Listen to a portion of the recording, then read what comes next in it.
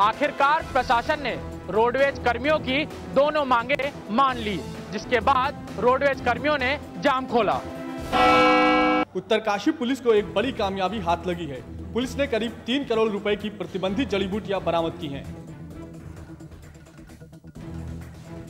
उत्तरकाशी में पुलिस की टीम ने शनिवार को 211 बोरे प्रतिबंधित शंख जड़ी और 35 कूट बरामद किए हैं। दरअसल कुछ लोग इन जड़ी बूटियों की तस्करी कर रहे थे। शनिवार को प्रशासन ने जड़ी बूटियों की तस्करी के मामले में वन्य जीव पशु विभाग के उप निदेशक, रेंज अधिकारी और 7 लोगों को नामजद किया। साथ ही इस मामले में 20 अज्ञात लोगों के खिलाफ भी मामला दर्ज किया गया है। वहीं दूसरी ओर मामला दर्ज होने के बाद गोविंद वन्य जीव पशु विभाग के उप निदेशक फरार हैं। आज लगभग 12 से 1 बजे के बीच में एसडीएम पुरोला श्री पांडे के नेतृत्व में प्रशासन की टीम ने 3 व्यक्तियों से लगभग 211 बोरे लगभग 35 किलो कूट जो जड़ी बूटी है जो जमा हुआ था रूम कमरे में, उसको सीज कर दिया है। इस मामले में वन विभाग के अधिकारियों की मिलीभगत सामने आई है, जिनकी वजह से इन प्रतिबंधित जड़ी बूटियों की तस्करी की जा रही है। उत्तराखंड में मंत्री इन दिनों विभागों में फेरबदल किए जाने के इंतजार में हैं। जल्द ही सूबे में बड़ा फेरबदल किया जाएगा। दरअसल मुख्यमंत्री विजय बहुगुणा ने सितारगंज उपचुनाव से पहले ऐलान किया था कि चुनाव के बाद जल्द ही मंत्रियों के विभागों में फेरबदल किए जाएंगे, लेकिन चुनाव के बीतने के बाद भी अब तक इस मामले में कोई फैसला नहीं लिया गया है। ऐसे में सूबे के कई मंत्री महत्वपूर्ण विभागों के इंतजार में हैं।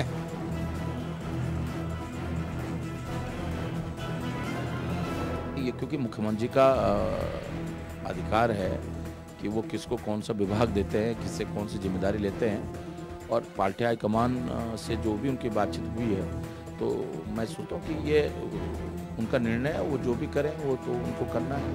उत्तराखंड में पहले से ही कई मंत्री मनपसंद विभाग न मिलने से नाराज हैं। इनमें हरक सिंह रावत जैसे बड़े मंत्रियों के नाम भी शामिल हैं। अब देखना ये होगा कि बहुगुणा नए फेरबदल में क्या इनको संतुष्ट कर पाते हैं या नहीं। उत्तराखंड में बीजेपी को लग सकता है एक और झटका। पार्टी के कुछ और विधायक पाला बदलकर कांग्रेस में जा सकते हैं। उत्तराखंड में बीजेपी के पूर्व विधायक किरण मंडल के कांग्रेस में शामिल होने के बाद बीजेपी को एक और झटका लग सकता है। कांग्रेस के उपाध्यक्ष सूर्यकांत धस्माना ने यह खुलासा किया है। समाचार प्लस के साथ बातचीत में धस्माना ने कहा कि बीजेपी के विधायक हरभजन सिंह चीमा ने कांग्रेस में शामिल होने के प्रस्ताव दिया है। इतना ही नहीं, धस्माना के मुताबिक चीमा कांग्रेस को कई बार अपना ये प्रस्ताव दे चुके हैं, लेकिन फिलहाल इस मामले में कांग्रेस के हाईकमान के फैसले का इंतजार है। दरवाजा खटखटा के आ गए, हमारा खुद आना चाहते थे पार्टी में, कांग्रेस में। पोल खोल देंगे तो मुसीबत में पड़ जाएंगे। उधार की तो सिंबल लिया हुआ है, दूसरी पार्टी से चुनाव लड़ते हैं। अगर पोल खोल दिया तो मुश्किल में पड़ जाएंगे। आपको बता दें कि हरभजन सिंह चीमा काशीपुर से भाजपा के विधायक हैं। अगर वो कांग्रेस में शामिल होते हैं तो ये कांग्रेस के लिए एक और बड़ी सफलता होगी। आयरलैंड के लापता पत्रकार जोनाथन का परिवार इन दिनों ऋषिकेश में उन्हें खोज रहा है। जोनाथन पिछले 5 महीनों से ऋषिकेश से लापता हैं। परिवार के कुछ सदस्य पहले भी जोनाथन की तलाश में ऋषिकेश आ चुके हैं। आपको बता दें कि पत्रकार जोनाथन लियोनेड 5 महीने पहले आयरलैंड से ऋषिकेश आए थे, लेकिन अचानक ही वो गायब हो गए। 12 फरवरी को जोनाथन का बैग और कुछ सामान गरुड़ चट्टी झरने के पास से बरामद किया गया था। पुलिस अब तक जोनाथन को नहीं ढूंढ सकी है। जोनाथन के मामले में जब से हमने गुमशुदगी दर्ज की है, इसमें लगातार प्रयास किए जा रहे हैं, क्योंकि इनकी संभावित जगह है। जैसे इनका बताया जाता है कि लास्ट में स्पिरिचुअल बेंड ऑफ माइंड हो गया था थोड़ा सा, तो जो भी आश्रम आदि है वहाँ पर संबंधित थानों में इनके पोस्टर इत्यादि रिसीव करा दिए गए, वहाँ छानबीन की जा रही है। इस घटना के बाद से पुलिस की नाकामी को लेकर विदेशों में उत्तराखंड की छवि को नुकसान पहुँचा है। वहीं लोग पुलिस की कार्यक्षमता पर सवाल उठा रहे हैं। चंपावत में मौसम की बेरुखी की वजह से सूखे के हालात पैदा हो गए हैं। जिले में अभी तक बेहद ही कम बारिश दर्ज की गई है। पानी की कमी की वजह से खेतों में फसलों को नुकसान पहुंच रहा है। ऐसे में किसान काफी परेशान हैं। इससे पहले जहां लंबे अरसे तक बरसात नहीं होने से किसानों की रबी की फसल पूरी तरह से बर्बाद हो गई थी, वहीं खरीफ की फसल की तैयारियों पर भी बुरा असर पड़ा है। इंद्रदेव के मेहरबान नहीं रहने से जिले के काश्तकारों को खून के आंसू रोने को विवश होना पड़ रहा है, तो प्रशासन के पास करने को कुछ भी नहीं है।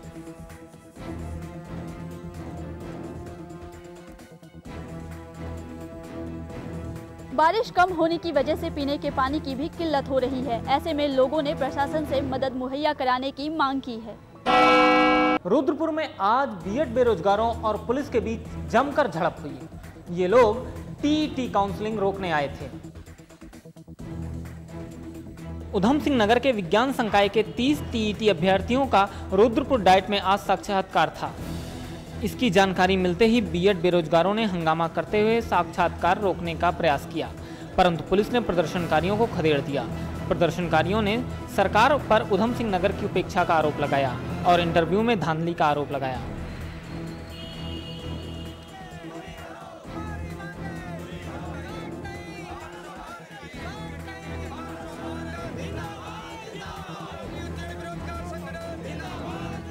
आपको बताते चले कि इससे पहले भी बीएड बेरोजगारों ने डाइट में तालाबंदी कर साक्षात्कार प्रक्रिया ठप करा दी थी, जिसको लेकर आज पहले से ही जिला प्रशासन काफी चौकन्ना था। उत्तराखंड के मुख्यमंत्री विजय बहुगुणा ने लोकसभा से इस्तीफा दे दिया है। आपको बता दें 11 जुलाई को सितारगंज विधानसभा सीट से वे विधायक चुने गए हैं। दिल्ली में आज विजय बहुगुणा ने लोकसभा अध्यक्ष मीरा कुमार से मुलाकात की और उनको अपना इस्तीफा सौंपा। विजय बहुगुणा उत्तराखंड की टिहरी गढ़वाल से सांसद थे। मुख्यमंत्री बनने के बाद उनका विधायक बनना जरूरी था और वो सितारगंज उपचुनाव जीतकर विधायक बने। अब बहुगुणा के इस्तीफे के बाद टिहरी लोकसभा सीट खाली हो गई है। टिहरी सीट खाली होने के बाद दोनों बड़ी पार्टियों ने अपनी कमर कस ली है और खबर है कि बहुगुणा परिवार का ही कोई शख्स यहां से चुनाव लड़ सकता है। उत्तराखंड में घरेलू विवादों और महिलाओं के उत्पीड़न को रोकने के लिए गठित की गई महिला हेल्पलाइन के हालात इन दिनों बेहद खराब हैं। इस हेल्पलाइन में घरेलू हिंसा और पारिवारिक विवादों को काउंसलिंग के माध्यम से सुलझाया जाता है, लेकिन मौजूदा हालात में यह हेल्पलाइन सिर्फ 10 से 20% मामले ही सुलझा पाती है। इतना ही नहीं बल्कि इन हेल्पलाइन पर पक्षपात कर फैसला सुनाए जाने के भी कई आरोप लगे हैं। इन महिला हेल्पलाइन में पुलिस की सब इंस्पेक्टर रैंक की इंचार्ज होती है, लेकिन यह इंचार्ज किसी भी तरह की मनोचिकित्सा से ट्रेंड नहीं होती हैं। जब भी महिला हेल्पलाइन के द्वारा समस्या सॉल्व की जाती है, लगभग 90% केसेस में फिर दोबारा प्रॉब्लम नहीं आती है, तो यही एक सफलता भी है और इनका एक बहुत बड़ा अचीवमेंट भी है। महिला हेल्पलाइन के इस खराब और सुस्त रवैये से सूबे में लोग तो परेशान हैं ही, साथ ही उन महिलाओं को भी कोई न्याय नहीं मिल पाता जो घरेलू हिंसा से पीड़ित हैं। रामनगर में एक 8 साल के बाघ की मौत हो गई है। इस बाघ की लाश संदिग्ध हालत में पाई गई है। दरअसल रामनगर तराई के वन प्रभाग रेंज में एक बाघ का शव मिला, जिसकी टांग टूटी हुई थी और उसकी एक आंख बाहर निकली हुई थी। बताया जा रहा है कि बाघों की लड़ाई के चलते इस बाघ की जान गई है, लेकिन आसपास की जगह को देखकर ऐसा बिल्कुल नहीं लग रहा है। सूत्रों की माने तो इस बाघ की मौत कहीं और हुई है और इसकी लाश को यहाँ लाकर फेंक दिया गया है। बाघ की मौत के साथ ही एक बार फिर यह साबित हो गया है कि रेंज के कर्मचारी और अधिकारी अपनी जिम्मेदारी को कितनी लापरवाही के साथ निभा रहे हैं। खटीमा में खनन माफिया काफी ज्यादा सक्रिय हो गया है। यहाँ पूरे साल खनन का कारोबार किया जाता है और वो भी बेखौफ तरीके से।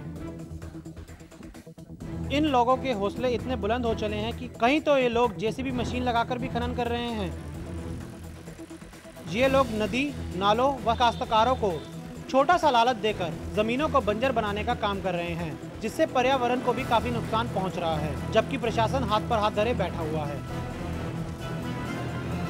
जिस तरीके से लगातार इन जमीनों पर खनन का काम किया जा रहा है, उससे एक बात तो पूरी तरीके से साफ है कि आने वाले कुछ समय में ये भूमि बहुत ही जल्द बंजर हो जाएंगी और उसके बाद किसानों को करने के लिए यहाँ पे कुछ भी नहीं बचेगा। टिहरी में आंचल दूध डेयरी घाटे में चल रही है। इससे ना तो लोगों को फायदा हो रहा है, ना ही सरकार को कोई मुनाफा। टिहरी में आंचल दूध की शुरुआत हुए तो कई साल हो गए हैं, लेकिन दूध की सेवा से किसी को फायदा नहीं हो रहा है। दरअसल आंचल दूध डेयरी यहाँ घाटे में चल रही है। जब सरकार ने इस दूध की सेवा की शुरुआत की तो सरकार को लगा था कि इससे गांव वालों से दूध मिलेगा और साथ ही कई लोगों को रोजगार भी मिलेगा, लेकिन ऐसा हो नहीं सका। इसको तो दूध का उपार्जन बढ़ा करके और लोगों को पशुपालन के लिए और दुग्ध सहकारिता के लिए प्रोत्साहित करके ही बढ़ाया जा सकता है। इसके लिए प्रयास जारी हैं और धीरे धीरे सफलता मिलेगी। आंचल दूध केंद्र के मैनेजर नुकसान का पूरा जिम्मा कर्मचारियों की बड़ी हुई सैलरी पर डाल रहे हैं और अपनी जिम्मेदारियों से पल्ला झाड़ रहे हैं। खटीमा में अपराध से निपटने में नाकाम पुलिस की चौकियों पर ताले लगे हुए हैं और यहाँ की कानून व्यवस्था भगवान भरोसे है। उत्तराखंड के खटीमा में अपराध से निपटने के लिए पुलिस की 15 बीट चौकियां हैं, जिसमें 7 चौकियों का निर्माण 1 साल पहले हो चुका है, लेकिन फिर भी इन चौकियों पर ताला लटका रहता है। कोई भी बीट अधिकारी इन चौकियों में दिखाई नहीं देता। इनमें से तो कई चौकियां ऐसी भी हैं जो शराब के अड्डों में तब्दील हो चुकी हैं। आसपास के लोगों का कहना है कि आए दिन यहां पर अपराध की घटनाएं सामने आती रहती हैं, पर उन पर कार्रवाई करने के लिए कोई अधिकारी मौजूद नहीं होता। नहीं, ये शुरू में जब बीट बनाई गई थी उसके बाद कुछ समय ऐसा हुआ है और अब हमारे नई तरीके से जो है मोहल्ला समिति बन रही है और बीट जो है दोबारा बनाई जा रही है और आइंदा जो है आपको ऐसा नहीं लगेगा कि नहीं बीट बॉक्स बनाना पड़ेगा। जब पुलिस की चौकियों पर ही ताला लटका रहेगा तो अपराधियों पर लगाम कैसे लगेगी? वहीं पुलिस के अधिकारी समाचार प्लस पर खबर दिखाए जाने के बाद अधिकारियों की तैनाती की बात कह रहे हैं। इलाहाबाद में आज अमर शहीद चंद्रशेखर आजाद की 107वीं जयंती मनाई गई। इस मौके पर यह आयोजन आल्फ्रेड पार्क में रखा गया। इस अवसर पर कार्यक्रम के मुख्य अतिथि के तौर पर शहर की मेयर अभिलाषा गुप्ता और इलाहाबाद के मंडलायुक्त दिवेश चतुर्वेदी ने आजाद पार्क स्थित शहीद चंद्रशेखर आजाद की प्रतिमा पर माल्यार्पण किया। मुख्य अतिथि अभिलाषा गुप्ता ने चंद्रशेखर आजाद जी को याद करते हुए कहा कि देश की आज़ादी दिलाने वाले शहीद चंद्रशेखर आजाद जी की गौरव गाथा से युवाओं को हमेशा प्रेरणा मिलती रहेगी। हमारी जो आज़ादी मिली है, हम सब आज आज़ाद घूम रहे हैं, वो उनकी वजह से ही मिली है। उनका बहुत सहयोग रहा है इस आज़ादी में, तो हम लोग सभी लोग उनको नमन करने आए हैं यहाँ। चंद्रशेखर आजाद को याद करने के लिए इस ऐतिहासिक पार्क में इलाहाबाद के कई स्कूलों के बच्चे भी जमा हुए और सबने चंद्रशेखर आजाद को अपना प्रेरणा स्रोत माना। बुलंदशहर में सरकारी नल से पानी भरना 2 बच्चों को आज बहुत भारी पड़ा। जहां एक बच्चे को अपनी जान गंवानी पड़ गई, वहीं दूसरे बच्चे की हालत गंभीर बनी हुई है। जख्मी बच्चे को अलीगढ़ के अस्पताल में रेफर किया गया है। ये घटना पहासू की है, जहां ये दोनों बच्चे पानी लेकर सरकारी नल पर गए थे, लेकिन वहां करंट लगने से एक बच्चे की मौत हो गई और दूसरा बच्चा बुरी तरह झुलस गया। बताया जा रहा है कि पुलिस चौकी में रखे अवैध जनरेटर की वजह से बच्चों को करंट लगा। पुलिस चौकी में इस अवैध जनरेटर के जरिए आसपास के दुकानों में बिजली दी जाती है। पुलिस वाले इस बिजली के बदले में वसूली करते हैं। पानी लेने गए थे, जनरेटर की लाइट से बिजली ने पकड़ लिया। वही पहाड़ से पुलिस चौकी से जनरेटर चलता है, लाइन बैठी। अवैध रूप से चल रहे जनरेटर ने गरीब घर का चिराग छीन लिया। सवाल यह है कि इस मौत का जिम्मेदार कौन है? नोएडा में एक कार आग का गोला बन गई। सेक्टर 94 में हुए इस हादसे में चालक बुरी तरह झुलस गया है। नोएडा में अचानक एक इंडिका कार में आग लग गई, जिसकी वजह से कार ड्राइवर बुरी तरह झुलस गया। घायल ड्राइवर को फिलहाल अस्पताल में भर्ती कराया गया है। ये हादसा सेक्टर 94 में हुआ। आग इतनी तेजी से फैली कि चालक को कार से बाहर निकलने का मौका भी नहीं मिला।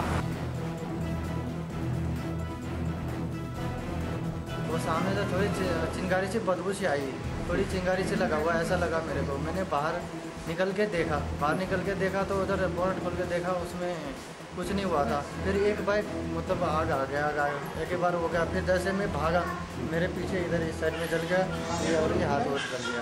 घटना स्थल पर मौजूद लोगों ने कार चालक को कार से बाहर निकाला, लेकिन जब तक दमकल की गाड़ी मौके पर पहुंचती, कार बुरी तरह जल चुकी थी। रुद्रप्रयाग के खांगरा में सरकारी स्कूल की बदहाली को लेकर लोगों ने जिला शिक्षा अधिकारी के दफ्तर के बाहर जमकर प्रदर्शन किया और दफ्तर में तालाबंदी की। इस दौरान जिला शिक्षा अधिकारी लगभग 2 घंटे तक दफ्तर में ही बंधक बने रहे। इस दौरान प्रदर्शनकारियों ने खांगरा की शिक्षा व्यवस्था के खिलाफ जमकर नारेबाजी की। लोगों का कहना है कि खांगरा के हाई स्कूल को इंटर कॉलेज का दर्जा तो दे दिया गया, लेकिन अब तक शिक्षकों की बहाली नहीं की गई है। ऐसे में खांगरा के बच्चों के भविष्य के साथ खिलवाड़ हो रहा है। लोगों का कहना है कि उन्होंने उसकी शिकायत सभी आला अधिकारियों से की, लेकिन इस मामले में अब तक कोई ठोस कदम नहीं उठाया गया है।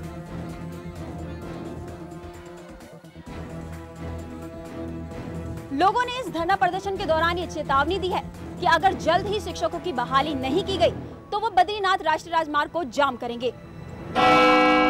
दुधवा नेशनल पार्क में चल रही है मानसून पेट्रोलिंग। वन विभाग के सैकड़ों कर्मचारी दिन रात वन्य जीवों की सुरक्षा में जुटे।